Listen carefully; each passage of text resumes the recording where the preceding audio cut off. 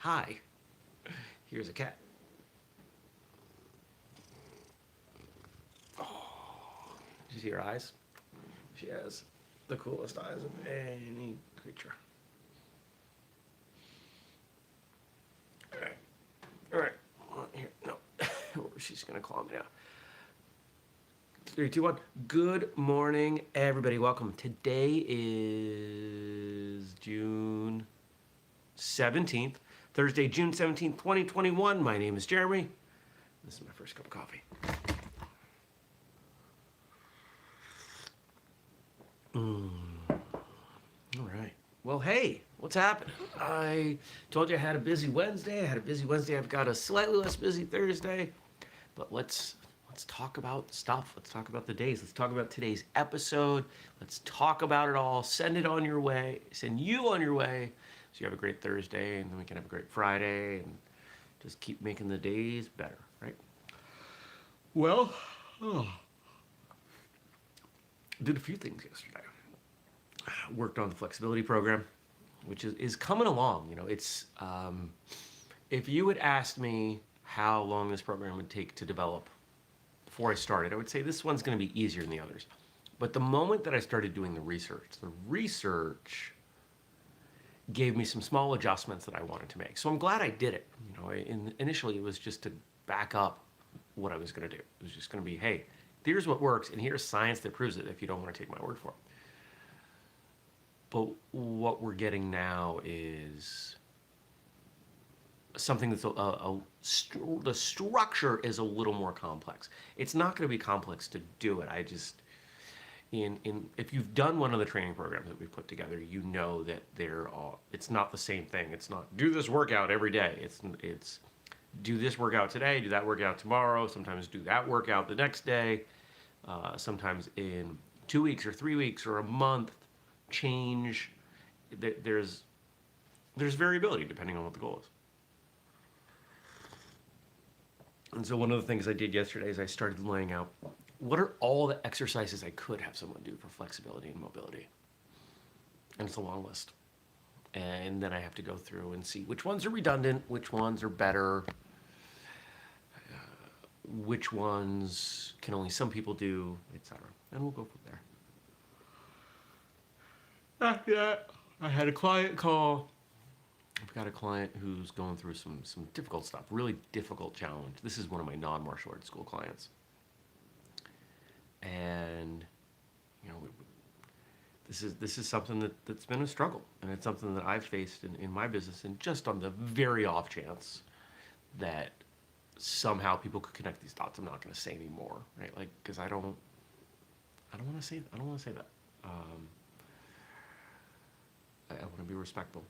And then something really fun. Well, no, and then I did the books. And then something really fun. Recorded the next How to Fight episode, and it came out really well. It's different than the first one. Different because it's longer. Different, of course, because of the movie.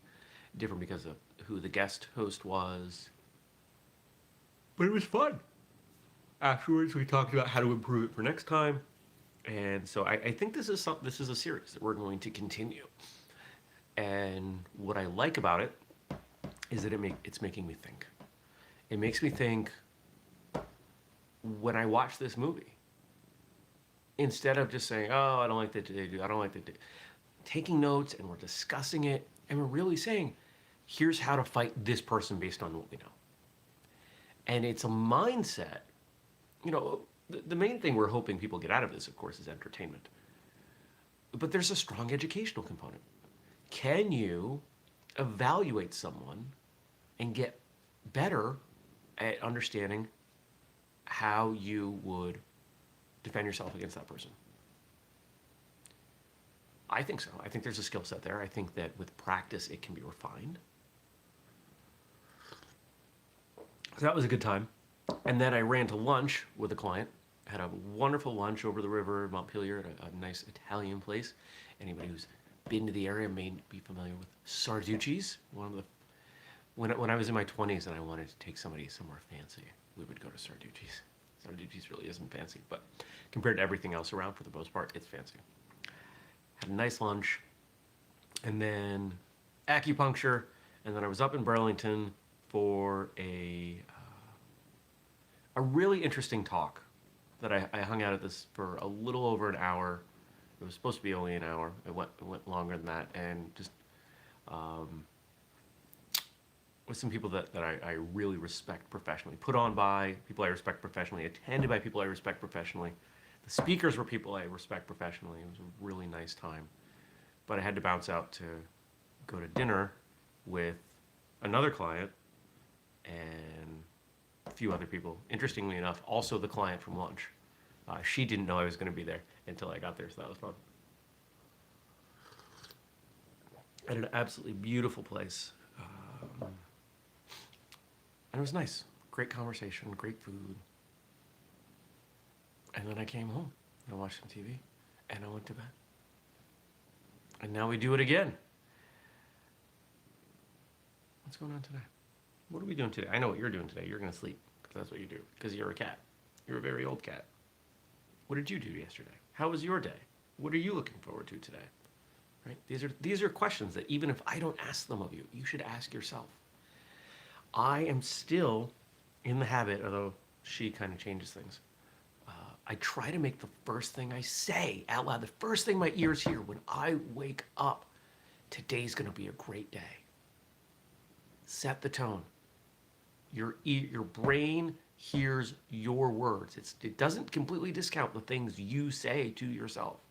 It's important. Set that tone. Sometimes, though, I say things like, ugh, leave me alone. Ugh, go lay down. Because there's a cat in my face sometimes. So today's going to be an interesting day. I've got a client call in the morning. I got to try and get some work done. There's so much work.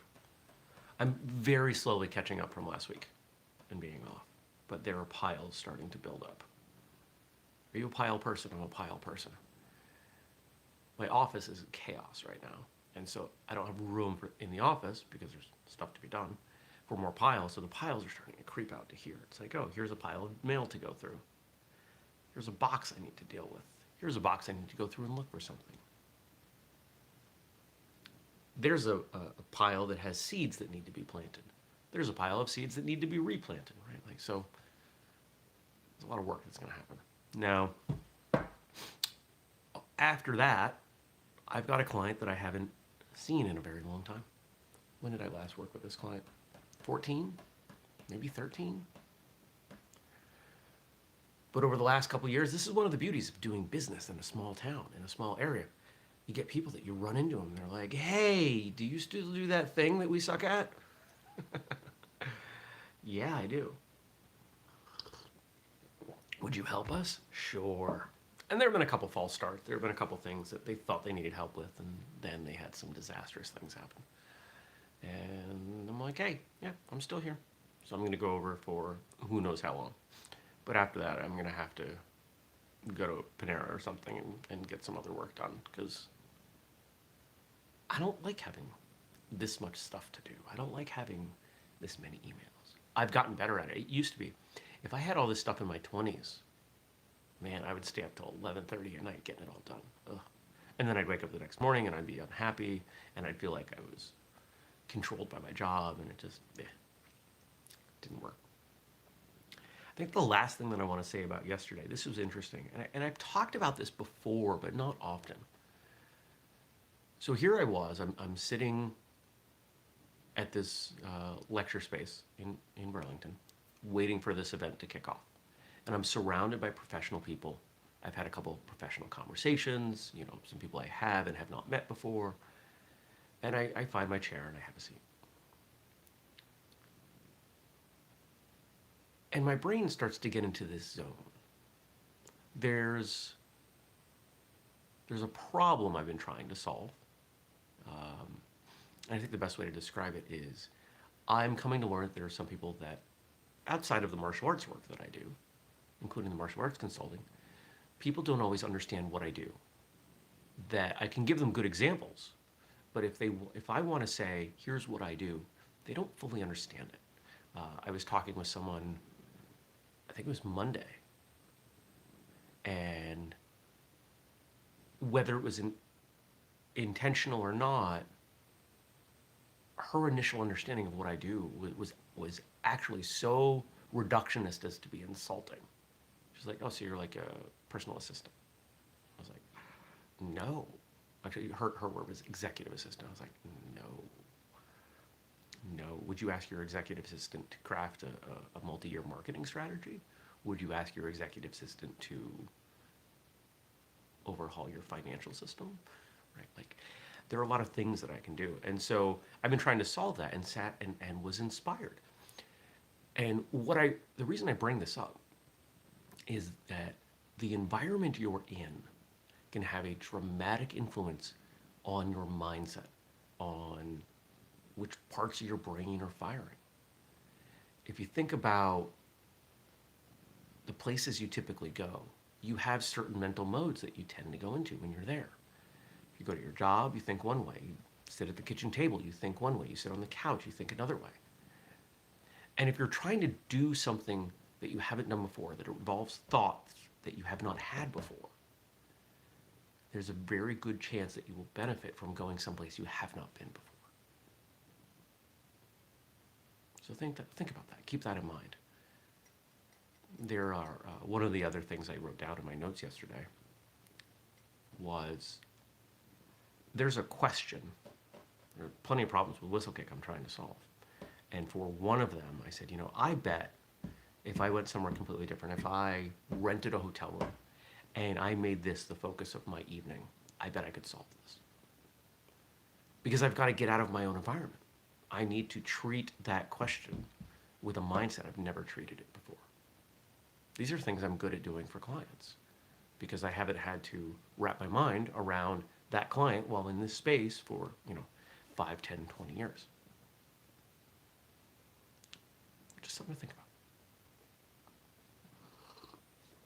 When people go on retreats, professional, personal retreats, when they this is part of why they're effective, because it's a different physical space. When couples are struggling and they go away, this is part of why things become easier, because you aren't bogged down by the habits, the trappings of your typical environment. So there you go. Now we've got an episode today. This episode is in video, and I think this is the first episode. Let me double check. Yep. This is the first episode that Andrew and I have recorded in person. It's in person. I'm super excited. I hope you all like it. This episode, 615, is called Stop Bragging About Rank. And in it, Andrew was kind enough to drive up, hang out. We recorded a few episodes in the space, the warehouse, which I have time set aside next week to clean. So if we do that again, and all the video work that I want to do, it's time. It's time for me to start doing this. We have the resources. I have the skill. It's going to happen. But it was a good episode. It was a lot of fun to sit next to him and record. It has been a very long time since I sat in the same physical space as someone and did an episode. So check it out. Of course, the video's here on YouTube. The audio should be in your podcast feed by now. Okay? And I went into it expecting that we were going to be, that I was going to be kind of fiery. It ended up being a little more tempered than I thought. And that surprised me. But check it out. Let me know what you think. Let me know if you disagree, agree.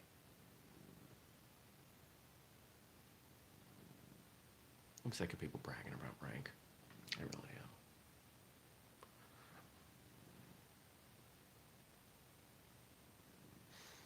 am. Yeah. It's just about, what's that line from one of the Karate Kid movies? Have black belts. J.C. Penney, $5.99, something like that.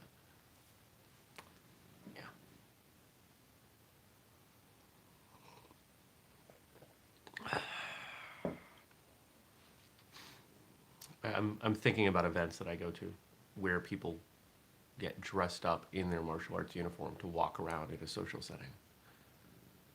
Because people have to know. They've got to know who they are. They've got to know their associations and their rank. And this is where people use their rank, not their title, but their rank. Like, I'm this degree in their Facebook name. Ugh. It's gross. It's really gross. You're missing the point. Title, I could make an argument for. I can't make an argument for why you should have your rank written out somewhere.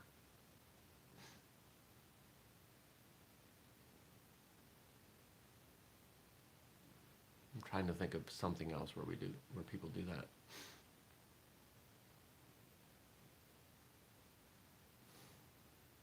Nope. I can't think of anything.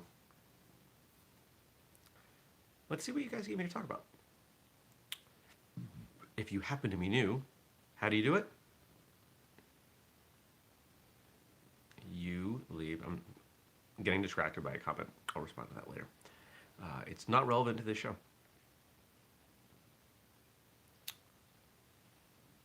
I got distracted. Pulling it back. If you want to leave a comment, drop it in the comment section under the show, under the episode, and I'll read it tomorrow. All right, so Frank says, I remember reading my business law textbook that Japan has 1/50th the lawyers the U.S. has, even after adjusting for population differences. I've read things like that too. We have this amazing litigious society, and it's gross. It's absolutely gross. There's no reason for us to have this many lawyers other than we all want lawyers. We don't take personal responsibility. We don't work problems out for ourselves. We feel the need to fall back on lawyers for everything. And there's a problem in that by the time you get out of law school, an attorney is going to have to put in 5, maybe even 10 years before they're making a decent living. It's rough. Stacy says, that sounds like a good episode. I hope you think it is. Check it out. You may or may not know, I am in Vermont because of someone's desire to go to law school. That's why I originally came here. Vermont Law School, which, interestingly enough, may be shutting down. In 2001, my college girlfriend wanted to become an environmental lawyer. So we moved here. And then we split up. And I said, you know, I like Vermont. Vermont's cool. I'm going to stay here. And I did. And then I met you. And then I met you. And I'm here. I like it here. It's quiet.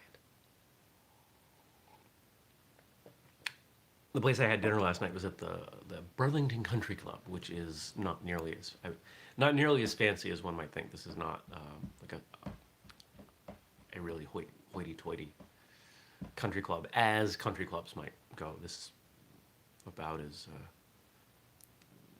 the person who invited me, I said, what's the dress code? I just want to make sure. No printed t-shirts. Plain t-shirts are fine. No ripped jeans. I think that was all I got. It's like, that is far below where I was going to go for dinner. So, yeah, it was interesting. There was very little pretense. It was part of why I love Vermont.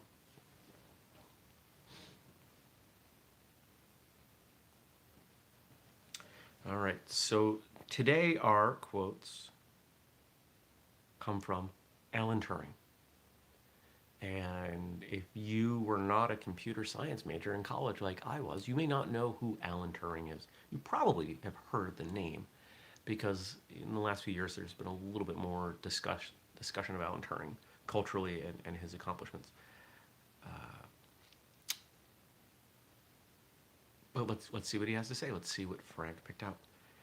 Alan Turing was the, quote, founder of computer science, mathematician, philosopher, codebreaker, strange visionary, and a gay man before his time. As was portrayed in the critically acclaimed 2014 Morten Tyldum-directed box office hit The Imitation Game, in which Benedict Cumberbatch plays the famous mathematician. Turing broke the code for the Nazi Enigma machine. And that was a big deal. And there are some people who say we won World War II because of Alan Turing. That had we not had him on our side, it may not have happened, or may not have happened as soon. These are interesting thoughts.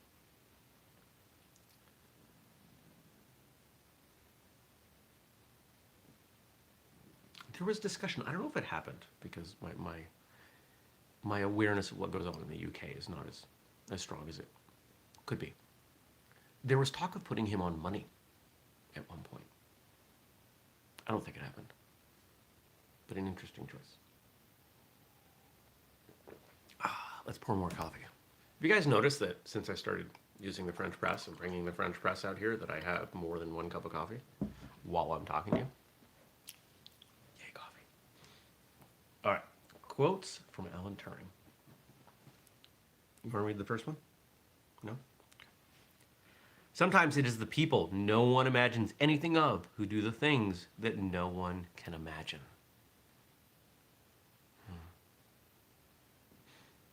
So I talked about some notes that I took before this event started, and honestly, some during.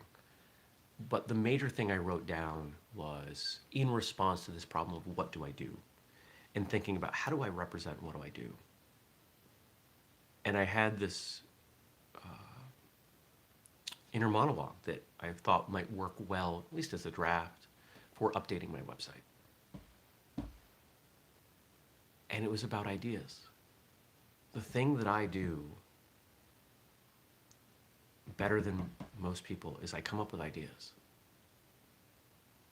I am not constrained by what I think is possible. I've seen too many things that I didn't think were possible happen. So that's not a filter. How do we accomplish this? If this is the goal and this is where we're at, how do we get there? It requires an idea. The first thing that has to happen is getting to an idea. I'm a good person to come up with ideas. Any new thing, any development, any scientific advancement, anything that we would term progress required an idea. The martial arts that we practice required an idea. This show required an idea. We don't value ideas the way we should. Not all ideas are good. Not all ideas work out. What's that line in Alice in Wonderland?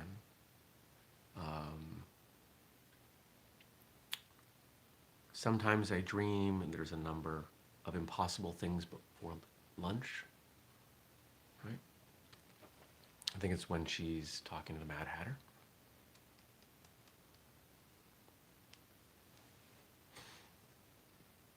Ideas have value. And the people who come up with the biggest ideas tend to be the people who are often on the fringes of society because they think different. But because they think different, they come up with ideas that no one else thinks of. Number 2, we may hope that machines will eventually compete with men in all purely intellectual fields. I have different views on AI than most people, or I should say than a lot of people. I think there are a lot of things that we're expecting AI will be able to do that it will not. One of them is generate ideas. The complexity in the mind that requires generation of ideas. Yeah, our ideas are based on experience and understanding. But how do you program that? It's an incredibly complex algorithm, and it's not one that we're going to be able to easily program. How do we train artificial intelligence? We give them data sets. Those things that are put out. Train them on photos, train them on books. AI is really good at coming up with things based on parameters. Ideas and advancement and intellectual thought requires creative movement within those parameters, not structured movement. If you think about martial arts, the best martial artists are incredibly creative within their parameters. If you watch the best forms competitors, they can do a form you know. They can do a form you know really well. And if you get right down to it, if you really drill down and watch at the lowest possible level, there is creativity in what they do. There are also other things. There's physical competency and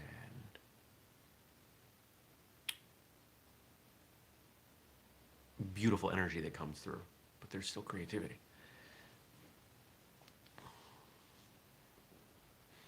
We could probably do a whole show on my thoughts on artificial intelligence. One day, ladies will take their computers for walks in the park and tell each other, "My little computer said such a funny thing this morning." I don't know when he said that, but we didn't have smartphones. We didn't have laptops. Well, we had laptops, but not the kind that people were carrying around into the park. At one point when I had the IT company, we had one of the first laptops, one of the first commercially sold laptops. It had a screen that was about this big, maybe 4 inches wide, 5 inches wide. It had a keyboard. The whole thing probably weighed 40 pounds. It had a handle built into it. I hope the guys I sold the company to held on to all those old computers. It was fun. It was fun. At one point, we had to take those old computers, the collection that we had built, and put them up on high shelves because people thought that's what we were selling. They were so disconnected from computer history, which we hadn't realized early on, that they thought that we were selling these ancient things, and they misunderstood our entire business. That was a sad day. We had an original Apple II. What else did we have? Well, really cool old computers.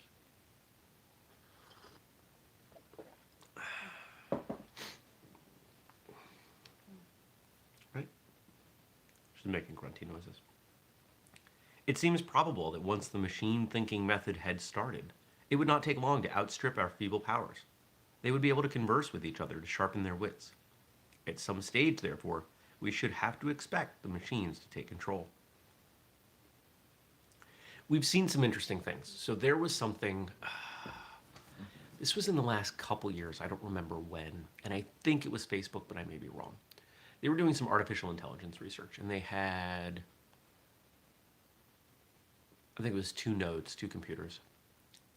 And the premise of this experiment was that they were trying to get those 2 computers to talk to each other and to exchange information. Not in a really organized way, but more of a free-flow way, closer to human conversation. And they pulled the plug on them. You know why? Because the machines developed a more efficient way of communicating with a language that was not what they were instructed in. And it was one that the researchers didn't understand. They advanced themselves enough in terms of language to communicate more efficiently and in such a way that the researchers didn't know what they were saying. So they went, oh.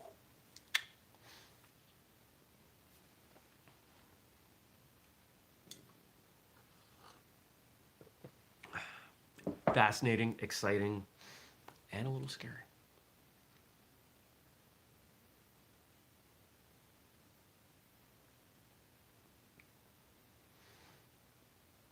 Is Skynet going to rise up and kill us all? I don't think so.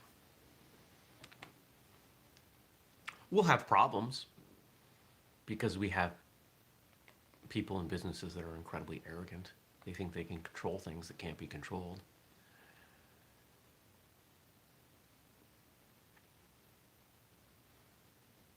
Here, we got one more that I'll read you. But before we do that, one of the bits of advice that I've given to business owners time to time has been make a list of everything that could go wrong and then write a plan for it. And you've got to come up with everything. The more you plan for, the more prepared you will be, because you will face problems that you will never imagine. If I was an artificial intelligence researcher, I would never be using these. I would never connect these computers to the internet. It would always be some kind of local network. I would not put Wi-Fi into the computers. I would have a physical only network. Why? Because then it can't jump. Then you can do pretty much whatever you want, and it can't jump, it can't screw things up. I would treat it like an actual, I would treat it like virus research. I would treat it that sensitively. We can only see a short distance ahead, but we can see plenty there that needs to be done. I like that. See, this was a smart man. This was a very smart man.